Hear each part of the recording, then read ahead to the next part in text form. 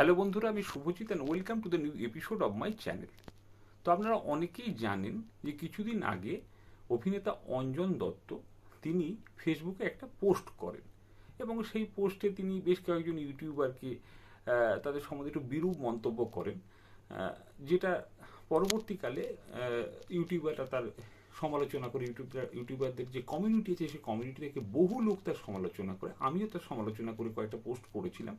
অন্যদিকে অঞ্জন দত্তর সমর্থনে আরেকজন বিখ্যাত অভিনেতা ঋদ্ধি সেন তিনিও কিছু পোস্ট করেন। এসবের পরিপ্রেক্ষিতে সে সময় একটা বিতর্কের আবহ তৈরি হয়।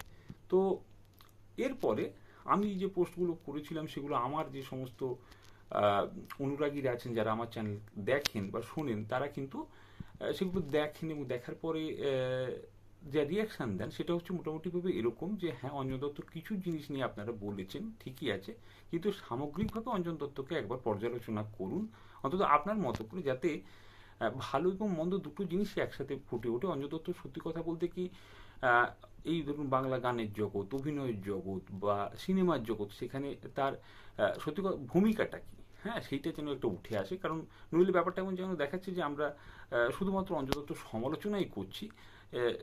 সুতরাং সেসবের পরিপ্রেক্ষিতে আজকে আমরা আসুন অঞ্জন দত্তর কাজ নিয়ে একটু আলোচনা করি। So come on letter begin. সিনেমায় আসার আগে অঞ্জন দত্ত যেটা করতেন সেটা হচ্ছে থিয়েটার, এবং তাদের থিয়েটারের যে গ্রুপ ছিল সেই থিয়েটারের গ্রুপটা বিভিন্ন যে বিদেশি ক্লাসিক্স আছে সেই ক্লাসিক্স থেকে তাদের মানসিকতার সঙ্গে খাপ খায় এমন সমস্ত ক্লাসিক্সগুলোকে বেছে নিয়ে সেগুলোকে বাংলায় রূপান্তর করতেন এবং তারপর সেগুলো হচ্ছে অভিনয় করতেন। এই করতে করতে 1981 সালে মৃণাল সেন তাকে চালচিত্র বলে ছবির জন্য প্রথম হচ্ছে ডাক দেন এবং অঞ্জন দত্তর প্রথম ছবি 1981 সালের চালচিত্র। এরপর অঞ্জন দত্ত পরপর ছবি করতে থাকেন এবং 1996 পর্যন্ত প্রায় 12টি ছবি করেন, যার মধ্যে উল্লেখযোগ্য হচ্ছে যেমন খারিজ, তারপর হচ্ছে গণশত্রু, মহাপৃথিবী, অন্তরীণ, যুগান্ত, এই সমস্ত ছবিগুলো হচ্ছে উনি করতে থাকেন। তো সমস্যা যেটা হয় সেটা হচ্ছে এই যে সেই সময় তো এই জাতীয় অল্টারনেটিভ ছবি খুব বেশি হতো না, কিন্তু এই অল্টারনেটিভ ছবির নায়ক হিসেবে কিন্তু নিজেকে তিনি প্রতিষ্ঠিত করেন এবং পরপর ছবি করছিলেন, যদিও সেগুলো বছরে একটা কি দুটো ছবি উনি হয়তো পেতেন। তো যেটা সমস্যা দেখা দেয় যে সেই সময় হচ্ছে যে যারা এসব সিনেমার সঙ্গে যুক্ত থাকে তাদের তো সংসার আছে, সেই সংসার তো চালাতে হবে। তো এই হারে যদি ছবি আসে এবং সেই ছবি যদি খুব স্বাভাবিকভাবেই হচ্ছে দর্শকের আনুকূল্য না পায়, তাহলে যা ঘটে সেটা হচ্ছে যে ছবির সংখ্যাও খুব কম থাকে এবং সেই হারে টাকা পয়সাও হয়তো আসে না। সেই জন্য অঞ্জন দত্ত তখন একটা বিকল্প জীবিকার সন্ধান করতে থাকেন এবং সে সময় বাংলা স্টেটসম্যানের সাংবাদিক হিসেবে উনি বছর দুয়েক কাজ করেন। 1994 সালে অঞ্জন দত্তর জীবনের দ্বিতীয় পর্ব শুরু হয়।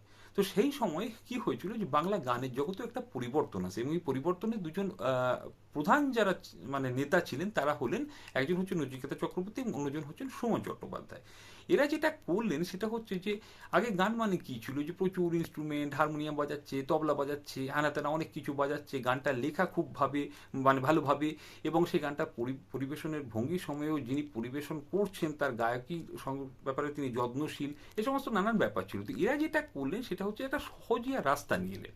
একটা গিটার নিয়ে অত্যন্ত সাধারণ কথা, যে কথাগুলো মধ্যবিত্ত লোকেদের মন ছুঁয়েছে, মূলত মধ্যবিত্ত সমাজের যে সমাজ, ব্যক্তি, তাদের সম্পর্ক, তাদের সঙ্গে ঘটে যাওয়া ঘটনা, ছোটোখাটো জিনিসপত্র নিয়ে তারা হচ্ছে খুব চেনা পরিচিত স্টাইলে গানগুলোকে লিখতে শুরু করলেন এবং সেই গানগুলোর বাণিজ্যিকভাবে নামকরণ করা হয়েছিল জীবনমুখী গান। তো এই জীবনমুখী গানে পরপর আরও শিল্পীরা আসতে লাগলেন এবং সেই সমস্ত শিল্পীদের মধ্যে যিনি প্রধান মানে উল্লেখযোগ্য, যার গান সব থেকে বেশি বাঙালি সমাজকে যে সময় প্রভাবিত করেছিল, তিনি হলেন অঞ্জন দত্ত। অঞ্জন দত্তর গানে প্রথম থেকে সুরকার হচ্ছেন তার ছেলে নীল দত্ত। কিন্তু নীল দত্তর গানে প্রথম থেকেই বেশ কিছু বিদেশি মানে সুরের প্রভাব ছিল, যেটা কিন্তু তখনকার যে বাঙালি, তখন তো এত মিডিয়া, এত ডেটা, এত কিছু অ্যাভেলেবেল ছিল না, এত বাইরের গান শোনার প্রবণতাও ছিল না, সবাই শুনতো না। তো তাদের কানে কিন্তু এটা একটা খোলা হাওয়ার মতো লেগেছিল এবং সেই সঙ্গে অঞ্জন দত্তর কলমটি আমি আগেই বলেছিলাম খুবই ভালো, ন্যাচারালি লিরিকগুলো খুব ভালো হতে শুরু করলো। অঞ্জন দত্ত অবশ্যই আগে নিশ্চয়ই চর্চা টর্চার মধ্যে ছিলেন, অ্যাটলিস্ট গলাটা তৈরিই ছিল, ফলে গানগুলো শুনতে ভীষণ ভালো লাগতো। বিশেষ করে বেশ কয়েকটা গান, যেমন ধরুন 244139, দ্যাট ইজ বেলা বোস, অথবা রঞ্জনা আর আমি আর আসবো না, এরকম বেশ কিছু গান রয়েছে যেগুলো কিন্তু লেট 90s যাদের টিন বা টুইন কেটেছে, মানে ওই জীবনের ওই সময় মানে যারা ওই গানটা শুনেছে তারা কিন্তু প্রত্যেকেই একবার এই গানটা কিন্তু গুনগুন করেছে, মানে অ্যাটলিস্ট একবার আর কি। ভীষণ জনপ্রিয় ছিল। 244139 তো মানে অঞ্জনবাবুর গানের জগতের ম্যাগনাম ওপাস, বহু লোকের কভার গিয়েছে, ইউটিউবেই পাবেন, বা বহু মেয়েরা হচ্ছে তার উত্তর গিয়েছে। তো এরকম বেশ কিছু গান ছিল যে গানগুলো কিন্তু ওনাকে একদম খ্যাতির শীর্ষে পৌঁছে দেয় এবং একদম একটা নতুন ধরনের স্টাইল তৈরি হয় পরিবেশনার ক্ষেত্রে। একদম মানে যেটা অরিজিনাল রক কালচার যেভাবে পরিবেশন করে অঞ্জন দত্ত ঠিক সেইভাবে পরিবেশন করতেন, কেমন। তো ফলে হচ্ছে যে সেই সময় ধরুন পার্ক হোটেলে অঞ্জন দত্ত 1998 সালে আমি ওনার প্রোগ্রাম দেখেছি, এবং 1997 বা 98 কোনো এক বছরে ক্যালকাটা ন্যাশনাল মেডিকেল কলেজের অডিটোরিয়ামে উনি গান গাইতে এসেছিলেন। সেই সময় অঞ্জন দত্ত খুব মানে জনপ্রিয় ছিলেন, লোকেরা ভীষণ তার গান শুনতো, এবং সেই হিসেবে দেখতে গেলে বাংলার রকস্টার হিসেবে, প্রথম রকস্টার হিসেবে অঞ্জন দত্ত উঠে আসেন। তো কিন্তু দেখা গেল যে প্রথম অ্যালবামটা গোল্ডেন ডিস্ক পেল, কিন্তু তার এক বছর পরে কিন্তু দ্বিতীয় অ্যালবামটা এসে গেল, যেটার নাম হচ্ছে পুরনো গীতা। প্রথম অ্যালবামটার নাম ছিল শুনতে কি চাও। এরপরে 1994 থেকে 2014 পর্যন্ত 20 বছরে অঞ্জনবাবু 17টা অ্যালবাম এনেছেন। তার মধ্যে 3টে বা 4টে ক্ষেত্রে যদি অন্যান্য শিল্পীদের সঙ্গে কোলাবোরেশন করে গিয়েছেন, কিন্তু আদারওয়াইজ বাকি অ্যালবামগুলো বেশিরভাগই হচ্ছে 16। তো এই হচ্ছে ব্যাপার। এখন কিছুদিন পরে দ্বিতীয় অ্যালবামটা যখনই এলো তখন একটা অদ্ভুত ব্যাপার দেখা গেল কি, যে প্রথম কথা হচ্ছে যে লিরিকগুলো কিন্তু অত্যন্ত বেশি হারে গান লেখার জন্য হোক অথবা অত্যন্ত চটপট করার জন্যই হোক, লিরিকগুলো কিন্তু আস্তে আস্তে একঘেয়ে হচ্ছে, কেমন, অ্যাটলিস্ট সেটা বোঝা যাচ্ছে। এবং যতই বিদেশি সুরের প্রভাব থাকুক না কেন, সুরটাও কিন্তু আস্তে আস্তে একই রকম লাগছে। ন্যাচারালি অঞ্জন দত্ত ম্যানারাইজড হয়ে গেলেন, বা অঞ্জন দত্তের গান ম্যানারাইজড হয়ে গেল, স্টাইলাইজড হয়ে গেল। গানটা শুনেই বোঝা যাচ্ছে যেটা অঞ্জন দত্ত গাইছেন, দূর থেকে শুনে, এমনকি তার কথা না শুনে সুরটুকু শুনলেই আপনি বুঝতে পারবেন যে অঞ্জন দত্ত গাইছেন। এরকমই একটা ব্যাপার কিন্তু আস্তে আস্তে তৈরি হতে শুরু করলো। এর পরবর্তী পর্বে অঞ্জন দত্ত যেটা করলেন সেটা হচ্ছে যে অঞ্জন দত্ত ফিল্ম পরিচালনার জগতে হাত দিলেন, এবং প্রথম হিন্দি একটা ছবি দিয়ে উনি ডেবিউ করলেন, সেটার নাম হচ্ছে বড়ে দিন পসিবলি। তো এর 2 বছর পরে অঞ্জন দত্ত প্রথম তার বাংলা ছবিটা ডিরেক্ট করলেন, তার প্রথম বাংলা ছবিটা ডিরেক্ট করলেন যার নাম হচ্ছে বো ব্যারাক ফরএভার। এবং তারপরে হচ্ছে যে প্রায় ধরুন 20 বছরে, হ্যাঁ, 24টা হচ্ছে যে ছবি তিনি হচ্ছে ডিরেকশন দিয়েছেন। তো অঞ্জন দত্ত যে ছবিগুলো ডিরেকশন দিয়েছেন সেই ছবিগুলোকে যদি আপনি অ্যানালাইজ করেন দেখবেন তাতে মূলত 2 ধরনের ছবি আছে। উনি 6টা ব্যোমকেশ করেছেন, আর বাকি যে গল্পগুলো মানে সিনেমাগুলো সেগুলো সবই হচ্ছে বেশিরভাগই ওনার নিজের লেখা, গল্প নিজের লেখা, ওনার স্ক্রিনপ্লে নিজের লেখা, ডায়লগ নিজের লেখা, সব কিছুই নিজের লেখা। এবং তার মধ্যে প্রায় গোটা 6 ছবিতে উনি নিজের ছবিতে নিজেই অভিনয় করলেন। তো এই গেল গিয়ে হচ্ছে যে ব্যাপার। তো তারপরে কি হলো যে এই যে মানে ফিল্ম ডিরেকশন উনি দিতে লাগলেন, তো সেই ফিল্ম ডিরেকশনের মধ্যে সেখানেও কিন্তু খুব, আমি যেটা বলছিলাম যে খুব অল্প দিনের মধ্যে প্রচুর সংখ্যক ছবি হচ্ছে উনি ডিরেকশন দিলেন। টিল ডেট বলছি। তো ব্যাপার হচ্ছে সেটা হচ্ছে যে ডিরেকশন দিতে তাতেও যথারীতি কিছু কিছু একঘেয়েমি ব্যাপার স্যাপার চলে এলো। যেমন ধরুন প্রত্যেকটা জিনিসে যেটা দেখা লাগলো যে সেটা হচ্ছে যে এক হচ্ছে দার্জিলিং সম্বন্ধে ওনার একটা নস্টালজিয়া, বা সাউথ ক্যালকাটা সম্বন্ধে ওনার একটা নস্টালজিয়া। হ্যাঁ, 2 নম্বর ব্যাপার তিনি ওখানে বড় হয়েছিলেন, কেমন।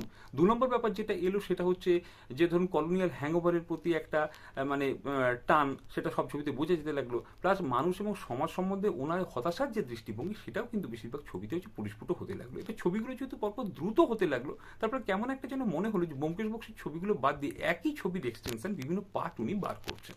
এই হচ্ছে ব্যাপার।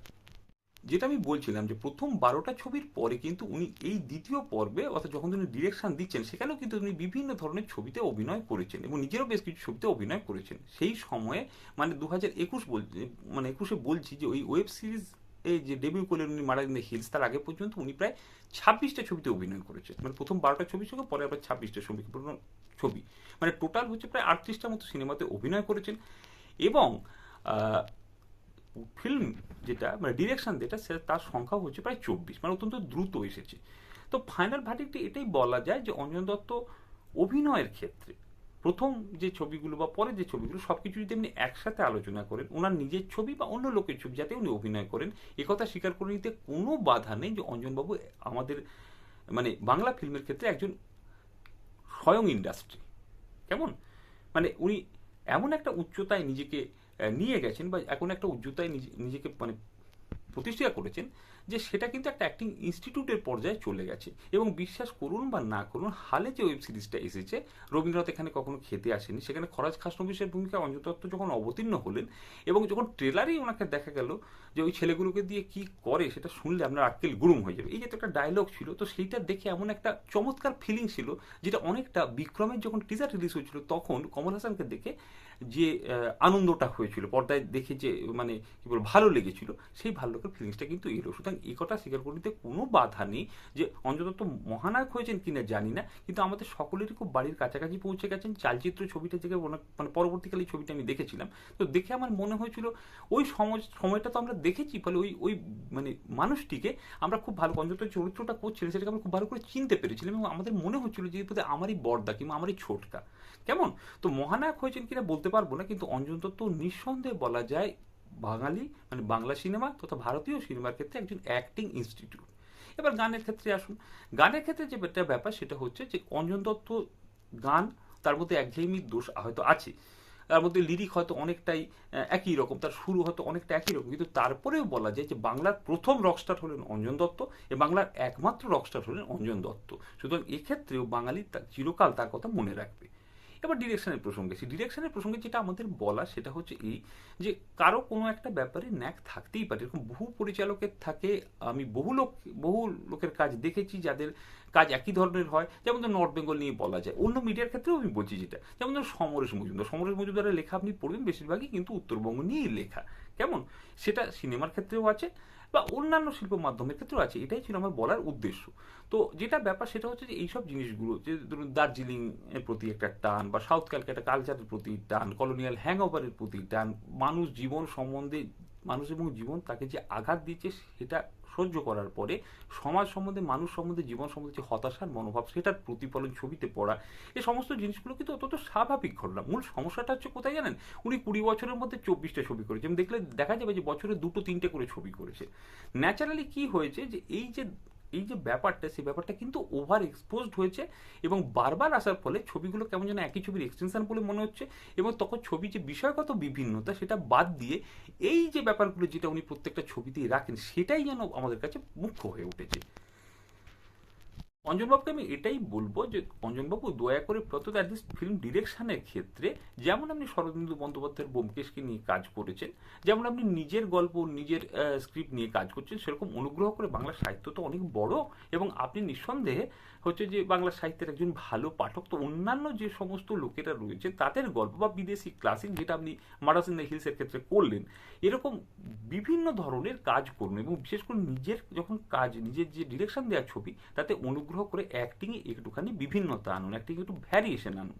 আর যদি নিতান্তই সেটা সম্ভব না হয় তাহলে অনুগ্রহ করে কিছুদিন ছাড়া ছাড়া ছবি করুন, কারণ তাতে মানে এই একঘেয়েমির ব্যাপারটা কমে যাবে। ফাইনালি একটা কথা বলে শেষ করব, একটা নয় দুটো কথা বলে শেষ করব, সেটা হচ্ছে এই যে প্রথম কথাটা হচ্ছে এটা যে যে সমস্ত ইউটিউবারদের আপনাদের মানে আমাদের সাথে আপনার যে ব্যাপারটা হচ্ছিল আর কি, ইউটিউবারদের সঙ্গে আপনার যে দ্বন্দ্ব, এটা একদমই নিরর্থক। এটা নিঃসন্দেহে বলা যায় যে 2-3 জন বাদ দিয়ে দিলে আমাদের মধ্যে বেশিরভাগ লোক সত্যি মেধাগত দিক থেকে আপনার থেকে অনেক পিছিয়ে আছে। কিন্তু একটা জিনিস খেয়াল করুন, আপনার ছবি কি শুধু উচ্চ মেধার লোকেদের জন্য তৈরি, মধ্যবিত্তের লোকেদের কি কোনো জায়গায় নেই? তারা যদি ছবিটা না দেখে তাহলে ছবিটা চলবে কি করে? কে দেখবে আপনার ছবিটা কি হিট হবে? প্রডিউসার পাবেন? আর দ্বিতীয় যে ব্যাপারটা বলার সেটা হচ্ছে এই যে আপনি বলেছেন না যে এদের কোনো কাজ নেই, মশাই অবকাশ থাকলে তবেই তো লোকেরা সিনেমা দেখে, অবকাশ থাকলে তবেই তো লোকেরা মনোরঞ্জনের কথা ভাবে। অঞ্জনবাবু, আপনি নিঃসন্দেহে বহু ব্যাপারে এখনো, আগেও ছিলেন, এখনো আমাদের নায়ক। বাংলা সিনেমাকে ভালো করার জন্য এই যে লড়াই, সেই লড়াই আপনিও একজন সৈনিক, আমরাও তার সৈনিক। সুতরাং আমাদের সেই যে লড়াই, সেই লড়াই কিন্তু খুবই দীর্ঘ এবং সেই লং মার্চে আপনি কিন্তু আমাদের রেড নাইট।